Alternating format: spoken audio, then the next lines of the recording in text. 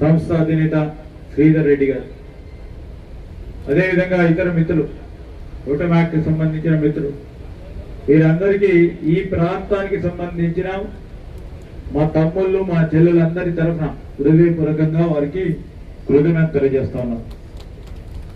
మేము ఈరోజు ఇక్కడ మారుమూల ప్రాంతం ఇది మీ అందరికీ తెలుసు. హైదరాబాద్ నుంచి 3.5 గంటలు, కనీసం 4 గంటల వరకు ప్రయాణం చేస్తే తప్ప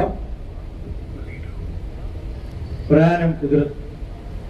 అనేక సందర్భాల్లో మేము కోరుతా ఉంటాం పరిశ్రమలు ఇక్కడ పెట్టాలని. లాజిస్టిక్ గా వారికి వాణిజ్యం వ్యాపారం చేయడానికి చాలా హైదరాబాద్ పరిశ్రమల ప్రాంతంలోనే పారిశ్రామికవేత్తలు కోరుతా ఉంటారు. సో సంస్థలు రావాలంటే చాలా కష్టతరమైన ప్రయత్నం. ఈరోజు నా డిపార్ట్మెంట్ కు సంబంధించిన వ్యవస్థ టాస్క్, ఈ టాస్క్ ను ఇక్కడే పెట్టాలి. ఈరోజు మనం పైలట్ చేస్తా ఉన్నాం. ఈ పైలట్ యావత్ తెలంగాణ రాష్ట్రంలో పెట్టడానికి, ఇక్కడ విజయవంతంగా నడపడానికి మన వంతు ప్రయత్నం చేయాలి, మన వంతు ప్రోత్సాహం చేయాలి. ఇప్పుడే ఇద్దరు చిన్నారులు మాట్లాడారు, ఎంత ఫ్లూయెంట్ గా మాట్లాడారు. నేను కూడా మాట్లాడలేను, మా వంశీ కూడా మాట్లాడలేడేమో. చాలా సంతోషం అనిపించింది. అంటే వాళ్ళకున్న ఆత్మస్థైర్యం, వాళ్ళకు ఆత్మవిశ్వాసం కలిగించే ప్లాట్ఫామే ఇది. చాలా మంది మా అక్కడ ఉన్నారు, వివిధ షాపులో పనిచేసుకుంటూ కష్టపడి, లేకుంటే మా అమాలి సోదరులను చూసినాం ఇప్పుడే, లేకుంటే చిన్న చిన్న ఉద్యోగాలు చేసుకునే వారిని చూసినాం. బాగా కష్టపడి నా కొడుకు బిడ్డ ఇంజనీరింగ్ చదువుకోవాలి, పెద్ద చదువులు చదువుకోవాలి, ఉద్యోగాలు సాధించాలని వారు కష్టపడితే ఉద్యోగాలు రావడం లేదని బాధపడద్దు.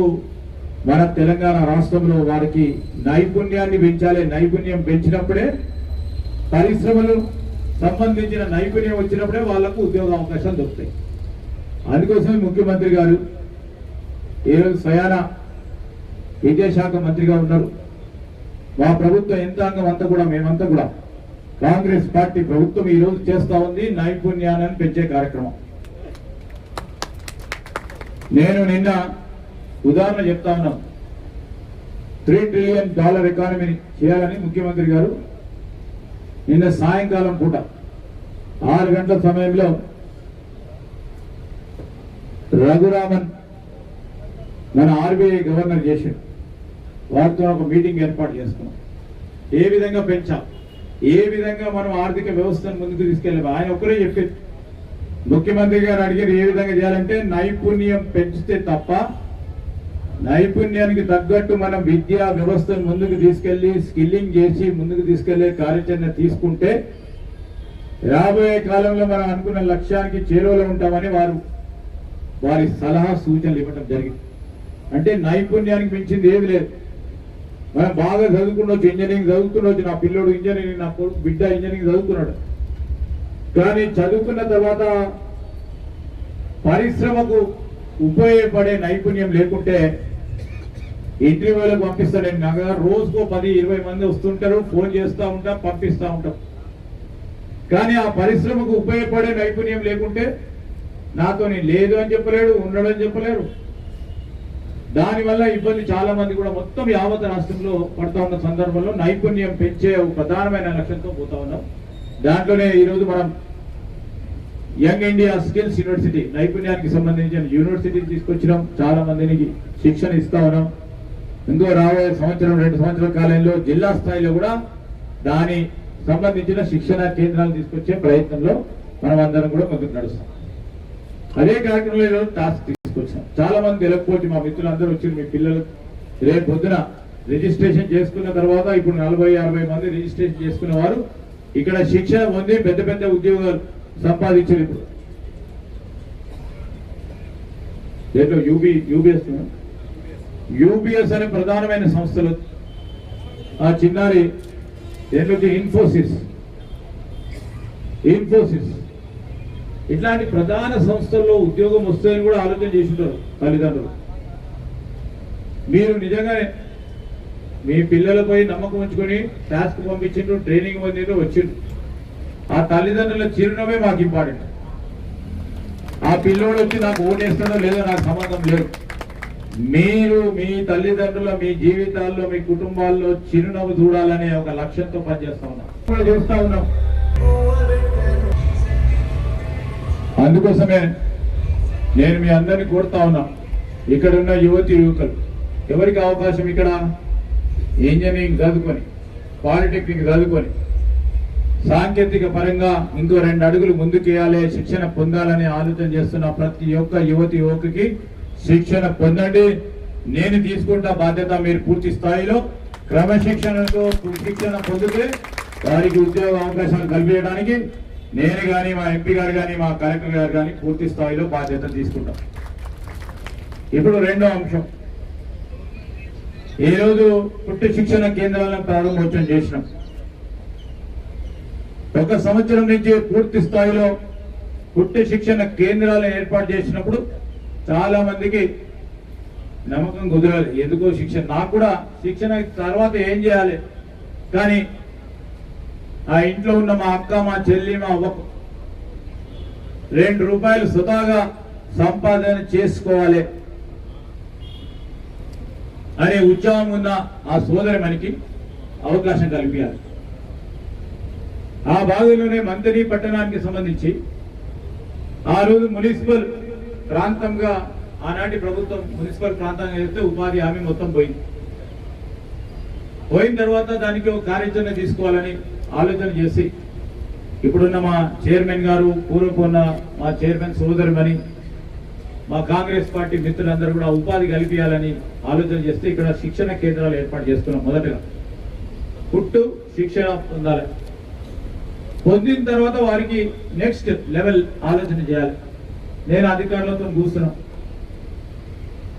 కూర్చొని ఏం చేస్తే బాగుంటుందని నేను మంత్రిగా ఉన్నదంటూ అందరినీ కూర్చోబెట్టుకొని మాట్లాడి, మారుమూల ప్రాంతం ఇక్కడ చిన్న పరిశ్రమ రావాలంటే ఇబ్బందికరంగా ఉంది, ఏదో చేయాలంటే ప్లగ్ అండ్ ప్లే అంటే మనం పూర్తి స్థాయిలో బిల్డింగ్ ఏర్పాటు చేసుకుంటే ఇతరులు వచ్చి ఆ కుట్టు వచ్చిన వారికి పని ఇప్పించే కార్యక్రమం, అంటే నెలకు 10,000, 15,000, 20,000 సంపాదన పొందడానికి. సో నేను నా డిపార్ట్మెంట్ పరంగా మా అధికారులను కోరినా మనం ఇక్కడ ఏర్పాటు చేసుకోవాలి. వెంటనే శాంక్షన్లు ఇచ్చినాం. దాదాపు 7 కోట్ల రూపాయలతో ఈరోజు ప్లగ్ అండ్ ప్లే అని గంగాపూరిలో మనము శంకుస్థాపన చేయబోతా ఉన్నాం. అక్కడ దాదాపు 400 మందికి ఉపాధి కల్పన కార్యక్రమం జరుగుతుంది. ఎవరికి? మహిళలే. అది విజయవంతంగా ముందుకు సాగితే మళ్ళీ ఒక 400 మంది అట్లా ఆ విధంగా ముందుకు తీసుకెళ్లే కార్యాచరణ ఇక్కడ మొదలుపెట్టాం. చాలా పెద్ద నియోజకవర్గం ఇది, 9 మండలాలు, ఒక మున్సిపాలిటీ, ఇంకో సగం మండలం. ఏ విధంగా తీసుకెళ్లాలి, అందరికీ కూడా ఉపాధి కలిగించే కార్యాచరణ మనం ఆలోచన చేస్తాం. మీ అందరూ ఇచ్చిన అవకాశంతో నేను శాసనసభ్యుడిగా ఎన్నికైనా, పార్టీ ఇచ్చింది, పార్టీ అవకాశం ఇస్తే నేను మంత్రి అయినా. మీరు పార్టీ క్రమంగా ఈరోజు నేను ఆలోచన చేయాల్సిన బాధ్యతతో ముందుకు పోవాలి. నేను ఈరోజు కేరళకు 10 రోజులు పోయినా, పార్టీ ఇచ్చిన బాధ్యత ఈరోజు మంత్రిగా ఉన్నదంటే నాకు ఇస్తే బాధ్యత పని చేయాలి. పని చేసే కార్యక్రమానికి పోయినా మీ అందరి ఆలోచన చెప్పినా ఆడ కూడా మనం దిగ్విజయంగా ముందుకు వస్తున్నాం. ఈరోజు నేను చెప్పేది మనం సిన్సియర్గా పనిచేస్తే, కమిట్మెంట్తో పనిచేస్తే, కొత్తగా ఎన్నికైన సర్పంచులు కానీ, కొత్తగా ఎన్నికైన కౌన్సిలర్లు కానీ, మా చైర్మన్ వైస్ చైర్మన్ కానీ ఈరోజు మనం సిన్సియర్గా కమిట్మెంట్గా పనిచేస్తే ఎవరు కొంతమంది దుష్ట శక్తులు మనం అవరోధం కలిగించినా ఎవరు ఏం చేయలేరు. దేవుడు ఆశీస్సులు ఉంటాయి. మన అందరి సహకారంతో ముందుకు తీసుకెళ్లే కార్యాచరణ తీసుకెళ్తాం. ఈ ప్రాంతాన్ని మార్పు చూపెట్టే కార్యక్రమం చూస్తున్నాం. ఇంతకుముందే రాజీవ్ త్రివేది గారు చెప్తా ఉన్నారు, వస్తున్నప్పుడు అంతా మార్పు కనబడుతుందని. Sir, in terms of infrastructure పెద్ద ఎత్తున ముందుకు తీసుకెళ్తాం. This is remote area. Next level కు తీసుకెళ్లే కార్యాచరణలో పోతా ఉన్నాం. కొన్ని ఇబ్బందులు మేము కూడా ఎదుర్కొంటాం. ప్రభుత్వంలో ఉన్నప్పుడు కొన్ని సమస్యలు ఉంటాయి. ఆ సమస్యలను ఎదుర్కోవచ్చే కార్యక్రమం తీసుకెళ్తాం. ఆ ప్రయత్న భాగంలోనే మన ముఖ్యమంత్రి గారు వచ్చారు, రేవంత్ రెడ్డి గారు కాళేశ్వరం వచ్చారు, కాటారంకి వచ్చారు. తెలంగాణ రాష్ట్రం ఏర్పడిన తర్వాత మనం చేయాల్సుకున్నది కాళేశ్వరం ముక్తేశ్వర ఆలయాన్ని మెరుగు పరిచాలే మార్పు తీసుకురావాలని 200 కోట్లు ఇచ్చి 12 సంవత్సరాలే తెలంగాణ రాష్ట్రం వచ్చి రేపు రాబోయే కాలంలో పుష్కరాలు ఏర్పాటు చేసుకుంటారు. అక్కడి నుంచి మొదలు పెడితే ఈడు వరకు, నిజామాబాద్ నుంచి మొదలు పెట్టుకుంటే ఖమ్మం ఆవల వరకు దాని ఘాట్కి సంబంధించి దాని అభివృద్ధి చెందడానికి ఇక్కడే కాదు ఎప్పుడూ లేనిగా ఆ ప్రాంతం, మన పక్కన ప్రాంతం ఏంది చెన్నూరులో కూడా ఓ ప్రధానమైన ఘాట్ నిర్వహణకి అక్కడ ఉన్న ఎమ్మెల్యే గారు, మంత్రి గారు, ఎంపీ గారు పట్టుబడి అక్కడ నిర్మాణం చేయాలని చెప్పి ఆడు కూడా. అంటే 12 సంవత్సరాల తర్వాత మన రాష్ట్రం ఏర్పడ్డ తర్వాత అవకాశం మనకు వస్తే ఎంత సద్వినియోగపరచుకోవాలనో అంత సద్వినియోగ కార్యాచరణ తీరుతూ మేమందరం ముందుకెళ్తాము. ఎక్కడ కూడా రాజీ లేకుండా ముందుకు తీసుకెళ్తాను. ఈరోజు రైతులకు సంబంధించి కూడా రైతుకు కనీస మద్దతు ధరతో పాటు తూకంలో ఎక్కడ ఇబ్బంది రాకుండా అకాల వర్షాలు పడ్డాయి. ఈరోజు రాష్ట్ర వ్యాప్తంగా ఈ ప్రాంతంలో ఈ నియోజకవర్గంలో ఇటైనా కానీ అటు భూపాలపల్లికి సంబంధించిన 5 మండలాలు కానీ ఆ భూపాలపల్లి జిల్లాలో కానీ వర్షం వల్ల వాళ్ళ పంట దెబ్బతింటే నేను రైతు సోదరులకు తెలియజేస్తా ఉన్నాను. ప్రకృతి వైపరీత్యం, కానీ వర్షం ఎవరు ఆపాలనుకున్నా మన చేతిలో లేదు. దానివల్ల ఇబ్బందులు పెడితే మానవ ప్రయత్నంలో భాగంగా ప్రభుత్వానికి సంబంధించిన యంత్రాంగం అంతా కూడా దాని పరంగా నిలబడి ఎవరికి నష్టం రాకుండా చూస్తాం, ధైర్యంగా ఉండాలని నేను రైతు సోదరులందరినీ కూడా కోరుతా ఉన్నా. నేను మీ అందరికీ మనవి చేస్తా ఉన్నా, దీన్ని ఉపయోగించుకోండి. ఉపయోగమైన రీతిలో ఎవడైనా కొద్దిగా పనికిరాని రాజకీయం చేస్తే పక్కన పెట్టండి. కానీ మా చెల్లెలు, మా తమ్ముళ్ళు అందరూ దీన్ని ఉపయోగించుకొని ప్రయోజకులకు ఎదిగి ఈరోజు రేపు హైదరాబాద్ లో, అమెరికాలో, జర్మనీలోనో ఎక్కడో ఇతర రాష్ట్రాల్లో ఉపాధి అవకాశం పొందడానికి మన వరకు ప్రయత్న భాగంలో లోపం లేకుండా ముందుకు వెళ్ళండి. ఇంతకుముందు మా వంశీ గారు చెప్పినట్టు ఏఐ వచ్చింది, ఆర్టిఫిషియల్ ఇంటెలిజెన్స్ వచ్చింది. సాంకేతికమైన పరిజ్ఞానానికి దరిదాపుల్లో మనం లేకుంటే ఉద్యోగ అవకాశాలు లేవు. దానికి చేరువలో ఉండాలనే మా ప్రయత్నానికి మీరు పూర్తి స్థాయిలో సహకరించి ముందుకు నడపాలని మీ అందరినీ కోరుతూ, ఇప్పుడు 99 రోజులకు సంబంధించిన ఓ ప్రయత్నం జిల్లా కేంద్రంలో మొత్తం 99 రోజులకు సంబంధించి ఈరోజు యువతి యువకులకు సంబంధించిన ఉపాధి అవకాశం కలిగించే కార్యాచరణ తీసుకుపోవడానికి పెద్దపల్లి జిల్లా కేంద్రంలో జిల్లా కలెక్టర్ గారి ఆధ్వర్యంలో ఏర్పాటు చేస్తున్న ఈ కార్యక్రమానికి వెళ్లేది ఉంది కనుక మరి ఇక్కడికి వచ్చిన వారికి అందరికీ హృదయపూర్వకంగా, ప్రత్యేకంగా విద్యార్థులకు హృదయపూర్వకంగా కృతజ్ఞతలు తెలియజేస్తూ మరొకసారి టాస్క్ కి పూర్తి స్థాయిలో సహకారం అందిస్తున్న ఈ సంస్థ అధినేతలందరికీ కూడా మంత్రి నియోజకవర్గ శాసన సభ్యుడిగా, ఈ ప్రాంతవాసిగా వారికి ప్రత్యేకంగా కృతజ్ఞతలు తెలియజేస్తా ఉన్నాను. జై హింద్.